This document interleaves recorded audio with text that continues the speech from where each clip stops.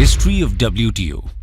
दोस्तों, जब से मानव इतिहास की शुरुआत हुई तब से ही किसी न किसी रूप में ट्रेड यानी व्यापार का अस्तित्व भी रहा है, फिर चाहे वो बार्टर सिस्टम के अंडर ट्रेड हो या मॉनेटरी इकोनॉमी में। आज भी किसी देश के डेवलपमेंट के लिए ट्रेड एक मेन फैक्टर माना जाता है। आज पूरे वर्ल्ड में ट्रेड को एक ऑर्गेनाइजेशन के द्वारा रेगुलेट किया जाता है और उस ऑर्गेनाइजेशन का नाम है WTO यानी वर्ल्ड ट्रेड ऑर्गेनाइजेशन। आपके मन में भी कई बार ये सवाल आता होगा कि आखिर WTO है क्या, इसकी पूरी हिस्ट्री क्या है, ऐसी क्या सिचुएशन थी कि इसे बनाने की जरूरत महसूस हुई और ये काम क्या करता है। तो आज हम इसी के बारे में बात करेंगे और इन सभी सवालों के जवाब जानने की कोशिश करेंगे। लेकिन सबसे पहले समझते हैं कि WTO क्या है।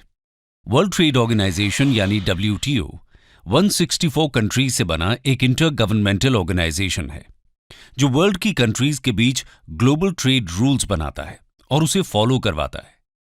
WTO का मेन मोटिव सभी कंट्रीज के बीच फ्री, ऑर्डरली और स्मूथ तरीके से वर्ल्ड ट्रेड को बढ़ावा देना है। इसके साथ ही ये भाग लेने वाली कंट्रीज के बीच ट्रेड एग्रीमेंट पर बातचीत के लिए एक प्लेटफॉर्म भी देता है।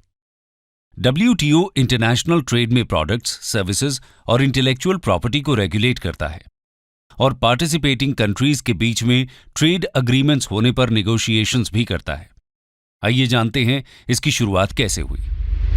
The story behind the WTO। दोस्तों, ये बात है साल 1930 की, जब दुनिया का सामना होता है ग्रेट इकोनॉमिक डिप्रेशन से। दरअसल फर्स्ट वर्ल्ड वॉर के एंड होने के बाद से ही लगभग सभी देश अपनी इकोनॉमी को आगे बढ़ाने के लिए प्रोटेक्शनिज्म की पॉलिसी को अपना रहे थे। इस नीति के तहत सभी देशों ने टैरिफ यानी टैक्स को बढ़ा दिया था। कहीं न कहीं प्रोटेक्शनिज्म पॉलिसी अपनाने के कारण ही 1930 में पूरे वर्ल्ड में आर्थिक मंदी आ गई। इस दौरान दुनिया भर में लाखों लोगों की नौकरियां गई, बैंक्स बंद हो गए और कई लाखों लोग गरीबी रेखा से नीचे आ गए। इस आर्थिक महामंदी की शुरुआत जरूर अमेरिका में हुई थी, लेकिन धीरे धीरे पूरी दुनिया को इसने अपनी चपेट में ले लिया था। बेसिकली इसकी शुरुआत एक बहुत बड़े स्टॉक मार्केट क्रैश से हुई थी। यह सितंबर 1929 में हुआ था, जिसके बाद इन्वेस्टर्स के मन में एक डर बैठ गया था कि कुछ न कुछ गड़बड़ होने वाली है और एक बहुत बड़ा इंपेंडिंग स्टॉक मार्केट क्रैश आने ही वाला है। धीरे धीरे ये डर बढ़ता गया और इवेंचुअली 29 अक्टूबर 1929 को एक बहुत बड़ा world wide stock market crash हुआ, जिसे पूरी दुनिया आज ब्लैक ट्यूसडे के नाम से जानती है।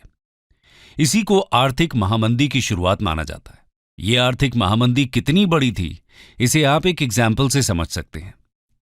आप सभी को 2008 का इकोनॉमिक मेल्टडाउन जरूर याद होगा, जब बहुत सारे देश इकोनॉमिकली बहुत ज्यादा वीक हो गए थे। यूएस में तो इस बात को लेकर बहुत चिंता थी कि उनकी इकोनॉमी कहां जाएगी। 2008 के रिसेशन के वक्त ग्लोबल GDP में 5% की गिरावट दर्ज की गई थी। वहीं ग्रेट इकोनॉमिक डिप्रेशन के समय यह आंकड़ा 27% था। दोस्तों, आप इसी से अंदाजा लगा सकते हैं कि 1929 से 1932 के बीच यानी सिर्फ 3 सालों में वर्ल्ड GDP में कितना बड़ा डाउनफॉल हुआ था। इतना ही नहीं, इस मंदी का असर 1932 से भी काफी आगे तक जारी रहता है।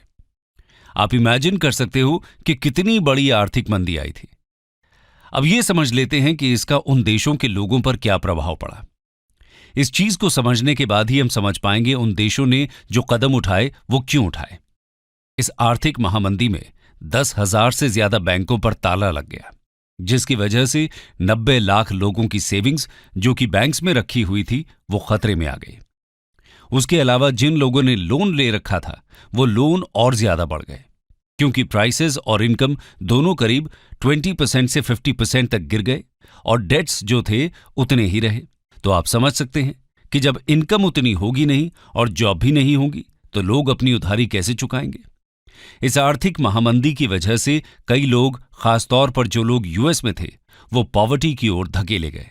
आर्थिक महामंदी के इस तरह भयावह परिणाम देखने के बाद उभर कर आया एक प्रोटेक्शनिस्ट वेस्ट।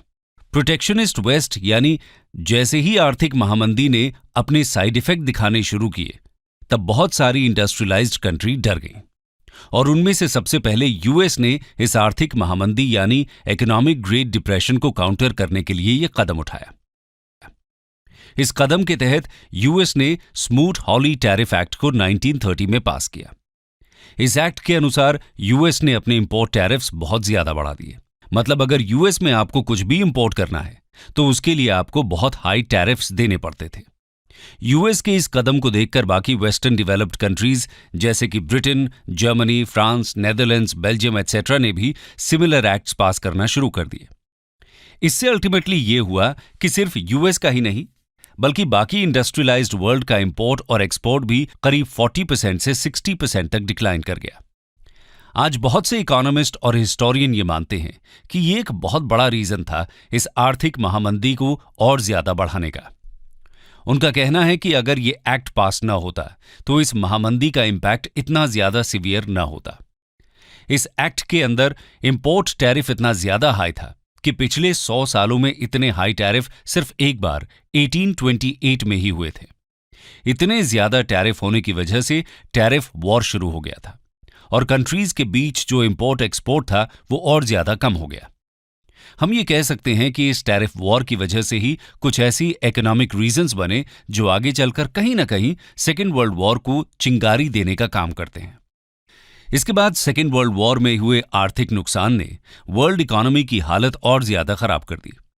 उस समय मेजर वर्ल्ड पावर्स को एक ऐसे संगठन को बनाने की जरूरत महसूस हुई जो वर्ल्ड इकोनॉमी को कंट्रोल कर सके। इसके लिए 1944 में यूएस ने सबसे पहले आगे आकर एक कदम उठाया और एक कॉन्फ्रेंस का आयोजन किया। इस कॉन्फ्रेंस को यूएस के न्यू हैम्पशायर स्टेट के ब्रेटन वुड्स शहर में रखा गया, जिसे ब्रेटन वुड्स सिस्टम या ब्रेटन वुड्स कॉन्फ्रेंस कहा गया। इसके अलावा फॉर्मली इसे the United Nations monetary and financial conference नाम दिया गया था। बता दें कि यह कॉन्फ्रेंस 1 से 22 जुलाई 1944 तक चली थी। इस कॉन्फ्रेंस में इस बात पर चर्चा की गई कि महामंदी के बाद जो हालात बद से बदतर हुए हैं वैसा कुछ दोबारा न हो। इससे बचने के लिए एक फाइनेंशियल ऑर्डर होना चाहिए जो ऐसी सिचुएशन से बचाने के लिए सबको गाइड करे, जिससे आगे चलकर किसी तरह की कोई मिसअंडरस्टैंडिंग न हो। नेशंस एक दूसरे के इंटरेस्ट के खिलाफ काम न शुरू कर दें, जिससे वॉर टाइप सिचुएशन फिर से न बन जाए। आइए जानते हैं इस दौरान किन किन एग्रीमेंट्स पर साइन किया गया। Bretton Woods conference agreement. Bretton Woods conference में दुनिया के 44 नेशंस के डेलीगेट्स पार्टिसिपेट करते हैं। इसका aim post world war II international monetary system के लिए नए रूल्स पर अग्री होना था। इस दौरान बहुत से एग्रीमेंट्स पर साइन किए गए थे। इस कॉन्फ्रेंस में ही मुख्य व्यापार आवाजाही और टैक्स फ्री प्रीपेड एग्रीमेंट की बात हुई ताकि ट्रेड के आसान रूल्स को बनाया जा सके और विश्व की आर्थिक मंदी को दूर किया जा सके। आसान भाषा में अगर ब्रेटन वुड्स सिस्टम की बात करें तो ये अर्थव्यवस्था उदारीकरण की, मुक्त व्यापार और निजीकरण की बात करता है।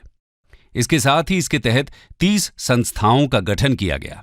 लेकिन इस कॉन्फ्रेंस में जो मेन ऑर्गेनाइजेशंस प्रपोज की गईं वो हैं international bank for reconstruction and development IBRD, international monetary fund यानी IMF और इंटरनेशनल ट्रेड ऑर्गेनाइजेशन यानी ITO। इनमें से IBRD और IMF तो दिसंबर 1945 तक सक्सेसफुली एस्टैब्लिश हो गए, लेकिन कुछ कारणों से ITO फेल होता नजर आने लगा था।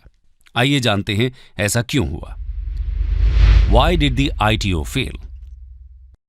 दोस्तों, ITO का कॉन्सेप्ट वर्ल्ड ट्रेड को रेगुलेट करने के पर्पस से लाया गया था।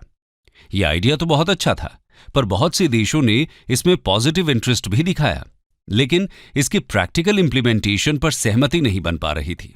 इसके लिए साल 1948 में हवाना में United Nations conference on trade and employment ने ITO के लिए एक ड्राफ्ट चार्टर तैयार किया, जिसे हवाना चार्टर के नाम से जाना जाता है। इस चार्टर के तहत ट्रेड, इन्वेस्टमेंट, सर्विसेज और एम्प्लॉयमेंट जैसे मुद्दों को रेगुलेट करने के लिए कुछ रूल्स बनाए गए। ये रूल्स वर्ल्ड ट्रेड को और ज्यादा ईज करने और प्रोटेक्शनिज्म जैसी पॉलिसीज को कंट्रोल करने की दृष्टि से बनाए गए थे। लेकिन इस चार्टर को इफेक्टिव होने के लिए उस पर 56 नेशंस के साइन चाहिए थे। हालांकि साइन सिर्फ 53 नेशंस ने ही किए।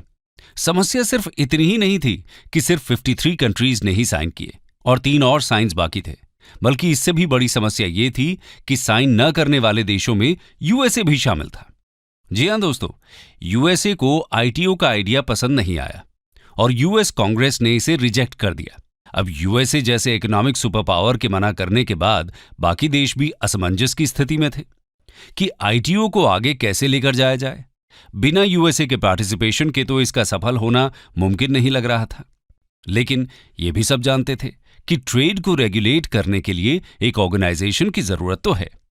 तो चलिए आगे बताते हैं कि यूएसए के मना करने के बाद बाकी रिमेनिंग नेशंस ने क्या फैसला लिया। Formation of GATT. यूएसए ने आईटीओ के आइडिया को कंप्लीटली डिक्लाइन करने में बहुत वक्त लगाया। वो डिसाइड ही नहीं कर पा रहा था कि इसके लिए कब ऑफिशियली मना करें। इधर बाकी बचे देश ज्यादा वेट नहीं कर पा रहे थे, क्योंकि उनको एक ऐसे अग्रीमेंट की जरूरत थी जो वर्ल्ड ट्रेड को इजीली रेगुलेट कर पाए। यूएसए की आनाकानी की वजह से आईटीओ का प्रोसेस तो आगे नहीं बढ़ पा रहा था, लेकिन कुछ तो करना ही था। ऐसे में ग्लोबल कम्युनिटी ने इसका टेम्पररी सोल्यूशन निकाला और एक टेम्पररी मल्टीलैटरल एग्रीमेंट को तैयार किया, ताकि वर्ल्ड ट्रेड कुछ तो आगे डेवलप हो और उसके लिए कुछ रूल्स सेट किए जा सके।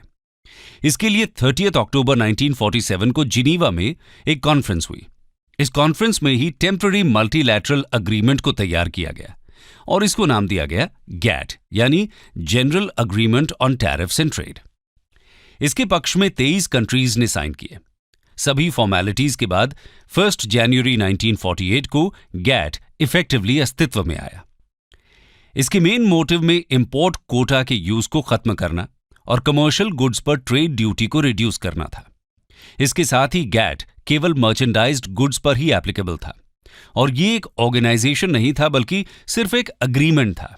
इसलिए इसमें साइन करने वाली कंट्रीज को पार्टिसिपेटिंग कंट्रीज न कहकर कॉन्ट्रैक्टिंग पार्टीज कहा गया। इसके अलावा गैट के बहुत से प्रोटोकॉल थे, जैसे प्रोविजनल एप्लीकेशन, जिसको ग्रैंडफादर्स राइट्स भी कहा जाता था।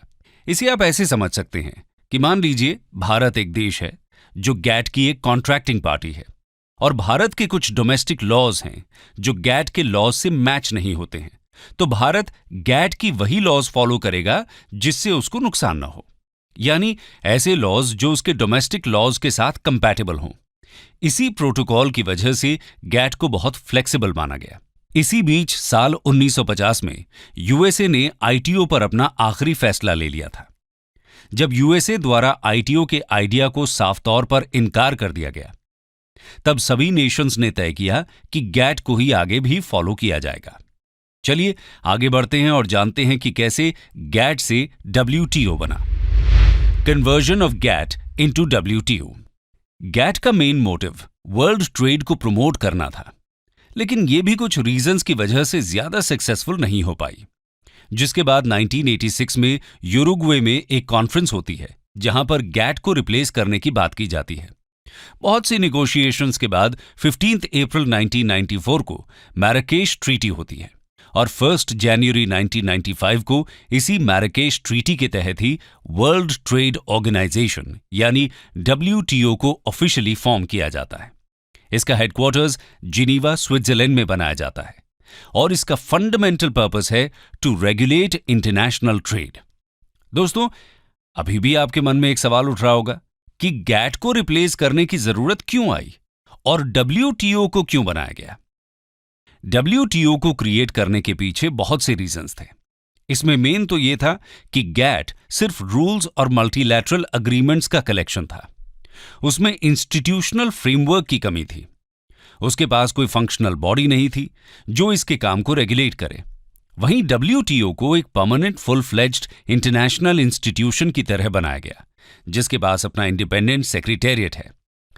इसके साथ ही गैट बहुत ब्यूरोक्रेटिक स्ट्रक्चर वाला था। लाल फीताशाही वहां ज्यादा थी। वहीं अगर हम डब्ल्यूटीओ को देखें तो डब्ल्यूटीओ इंटरनेशनल इंप्लीमेंटेशन में बहुत ज्यादा फास्ट है। इसके साथ ही डब्ल्यूटीओ के पास मेंबर कंट्रीज के डिस्प्यूट्स रिजॉल्व करने की ज्यादा अथॉरिटी है, जबकि गैट के पास ऐसी कोई अथॉरिटी नहीं थी।